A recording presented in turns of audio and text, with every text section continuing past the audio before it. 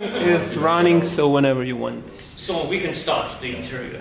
Well, Hansi, definitely this interview will be different from the others. We will try to learn some, facts about you and your opinions. Please, for the very beginning, could you tell us something about your opinion or point of view about the Game of Thrones TV show?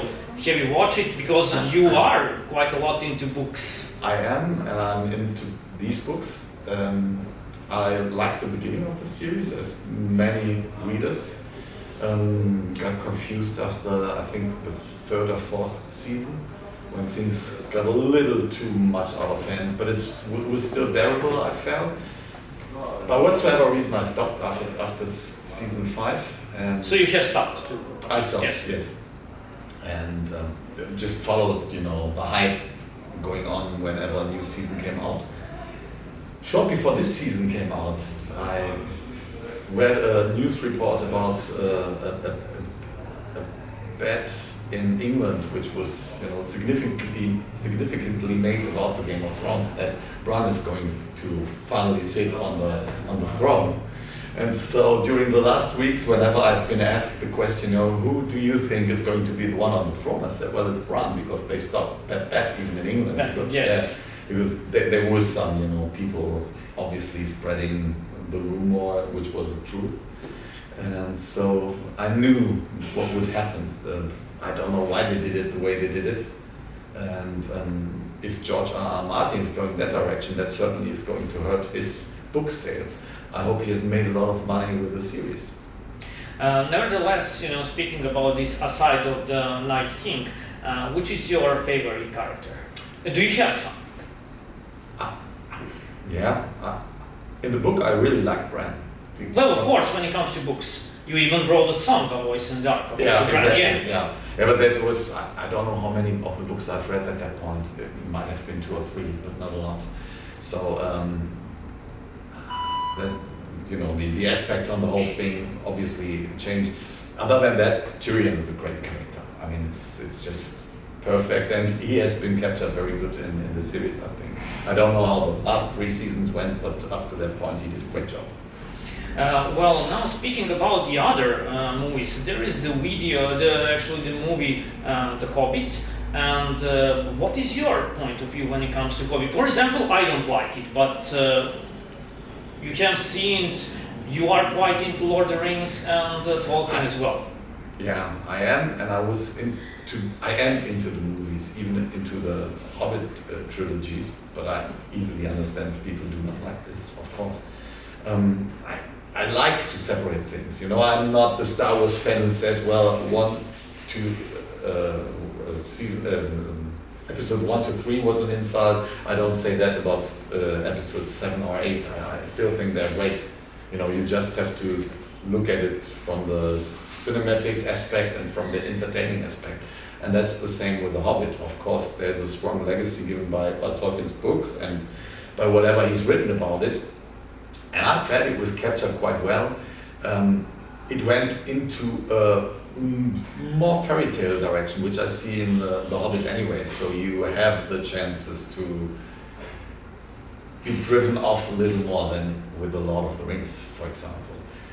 And even in The Lord of the Rings, there were some clear tributes to Peter Jackson's own legacy, like the way he treated the orcs and their commanders. That's also in The Hobbit, where you just say, well, that is not in unison with the book, to be precisely, but it worked well. And whenever he went into deeper subjects, I think he did really, really good. And how about Lord of the Rings movies?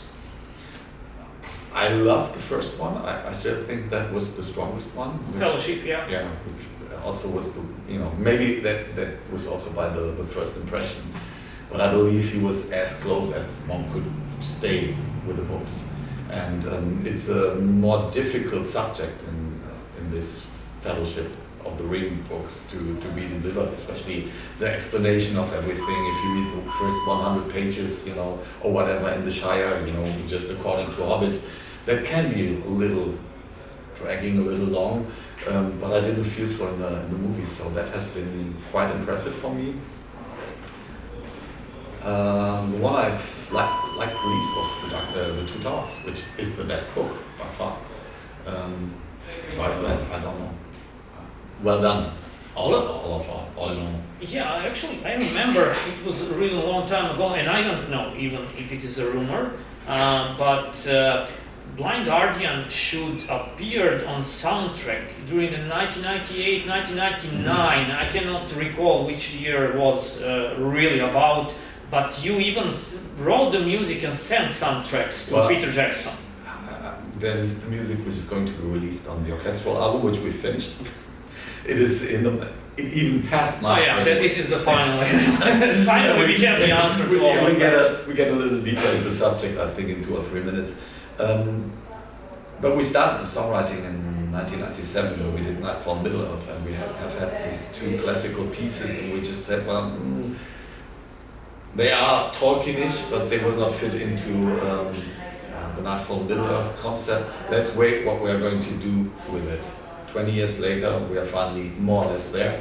So people are going to listen to it in November. And these were the songs we were considering to send out to Peter Jackson. Back in the days, we just had a very, very rough demo of what our ideas were. And then there was, I think it was on a Tolkien fan page, a quite big Tolkien fan page, or even from the... There was one interview from the movie. And there was a voting, and we won by far. You know, people were like, Blind Guardian should do the music for the Lord of the Rings movie. So Andre's old girlfriend, she went into contact with the Peter Jackson team, and they said, well, we are developed very far, and we cannot promise anything, but if you send us the stuff, we will listen to it and we will give it a chance. But that was the time when I was on the road for Demons and Wizards for the first time, so I couldn't do the vocals. And this is how the whole thing ended. We didn't have a chance to send the stuff out. But there was a small contact, even though they said from the beginning it's most likely not also one interesting story is about the books. Well, you're quite a lot into literature as well. So Baron Crow, definitely, as far as I know, you are into his books, and definitely this Celtic trilogy, if I'm not wrong. So tell us about him, since also I do like Baron Crow as well. Yeah, I mean, he has always that ability to come up with a historical fact in his stories, and weaves in some mythology and still makes it fantasy, and I like that a lot. And there are, like, you know, all his knowledge about Great Britain and how he combines things is just amazing. As far as I remember, I've never done a song about that. Yes, actually, I wanted to ask you the same question. Would you like one day to devote a song to one of the Bernard Cornwell? Yeah, for sure. I mean, there is always an option, but I need to have the right song. It's more about that. I always figure that when, you know, reading a book like Patrick Rothfuss, for example. You love him as well? Really? He is a master. It's maybe the best fantasy story I read in the last 20 years. But I need to have the song, you know, where I feel that where fits. you can fit it, actually, yeah, rightfully. And sometimes it's really surprising that, you know, like Wheel of Time, for example, that came in the very last moment, and sometimes it's just one spot in the music where I just say, well, yeah. For those who didn't know, actually, it's about Jordan's books. Yeah, right. Yeah. Wheel of Time and one more song from the edge. Yeah, right into Obsession. Exactly. Yes, it's about. And how do you feel about Jordan as well? It's great. I mean, it's great that Brandon Sanderson finished it up for him, or basically, you know, just captured his last ideas and then before he passed away, yeah. Right, and then transferred that into great books. I love this stuff, you know. And when I started reading it, I first thought, well, that is, even though it was, I read it fairly late, maybe in the beginning of the millennium, maybe a little later even. I started reading Robert Jordan, and I felt like, it's going to be too much like The Lord of the Rings. When you really start reading it, like the first book is very like the... Not even the complete first book. It switches within, you know, you get the feeling, okay, something else is going on here. I feel some Michael Moorcockish, Eric's stuff coming in, and then it goes completely freestyle, and you get a new universe which is as beautiful as Moorcock stuff is, or The Lord of the Rings is. So I'm really into that stuff, yes. When it comes to books and literature, could we say that you are actually quite old-fashioned? Or definitely when it comes to Patrick now and some newer stuff, Baron Crowell is newer. I mean, Baron Crowell, how long do I know him? 25 years or so. Really? Yeah, a long time. I learned about him maybe for now last 15 years or something like that. I really would have to look in, but I'm pretty sure I read the stuff in the 90s already. Really? Yes. Whatever gets into my hands and find my attention, and I can somehow reconnect that or move something in me. It's the same with music, you know. That gets the chance. It does not have to be old-fashioned or so, but I like old literature a lot, yes. And sometimes the old masters, to say so, are the ones which, you know, have driven something. Like Brandon Sanderson, for example. He brings in some new elements. You can feel the ties to The Wheel of Time, to Robert Jordan, and it's no surprise that he finished his writings. But he's driving it further into a direction which I can consider to be a new style, new elements, a new vision. And of course, this is tempting for me then. It doesn't matter if it's a new writer or not. Markus Heitz is what I would consider a new writer because he came into my literature during the last 15 years, and he had some really good spots. And I didn't find anything. The Alde partly were, you know, on the spot where I said, well, I may want to do songs about that. Then I got in contact with him, and we talked a little about the opportunities for the orchestral album, which went into a different direction. But he also has that quality, you know, bringing in some elements where I say, oh, yeah, that's new, this is inspiring for me. Well, it's always very nice to speak about you when it comes to books, but also very interesting thing is about that you're quite into Michael Moorcock. Yeah. And he comes from completely different, so we said, not only style, but time, yes. Time period comparing to Tolkien. So how is it to have, you know, these writers, you know, these famous writers in the same line?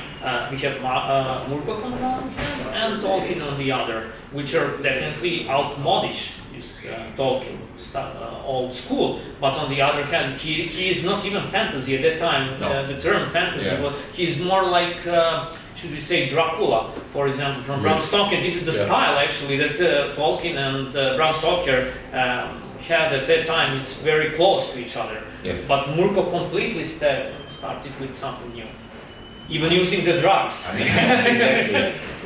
When I was starting reading that literature, I was maybe 12 or 13, and I discovered Tolkien first. And of course, there was a lot of pulp fiction, which, you know, At that time, yeah. did not really make it at the very end, but still there were a lot of good ideas in there. And I didn't rate it as pulp fiction, not at all. And I mean, Michael Moorcock for sure is no, you know, it's nothing like this. It's really high fantasy, it's high literature. But it's fantasy, as you said. Yes, it's already the style has begun at that time. I wasn't looking at it. I was just looking at the images popping up in my mind when reading. That was my main thing back then. And so for me, it didn't really make a big difference whether I was reading Tolkien or Moorcock or whoever. And it was just about, does it move something in me or not? And for the end of this interview, well, tell us something about your favorite movie, but when it comes to fantasy, of course. Or maybe if you have favorite one that is not related to fantasy, or maybe horror stuff like coming from Stephen King. When you asked me this question probably 10 years ago, I would have said Willow by far is the best fantasy movie of all times. I love that movie. But I haven't seen it for ages and ages and ages. I just love the movie. I love the whole thing about it, everything, and it was very high in my ranking.